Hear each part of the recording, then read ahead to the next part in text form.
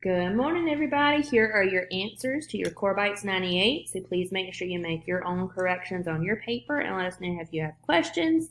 For the first one, it says choose two numbers from the box to complete the sentence. So you have 6, 7, 8, 9, and you have two different ways to get 72. You are going to have to multiply. That's the operation we're using.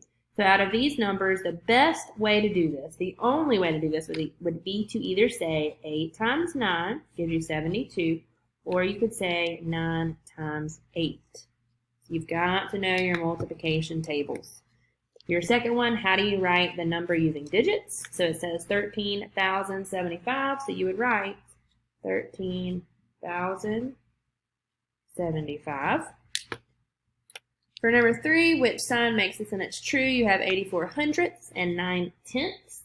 So as you know, or you may not know this yet, but with decimals, the closer you are to the decimal, the larger the number is there, the larger it is. So this is like saying 90 pennies versus 84 pennies. So 9 tenths is actually larger, so you would say 84 hundredths is less than 9 tenths, so your answer would be A.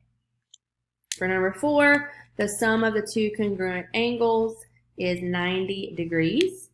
So what is the measure of each angle? So if they're congruent, that means they are the same, they are equal. So if you have 90, if you divide 90 into 2 equally, you would get 45 degrees. And then for your last one, which shape is represented, by the stop sign? So the answer would be, if you count the sides, 1, 2, 3, 4, 5, 6, 7, 8. It has 8 sides, so it is an octagon. All right, guys, check yours.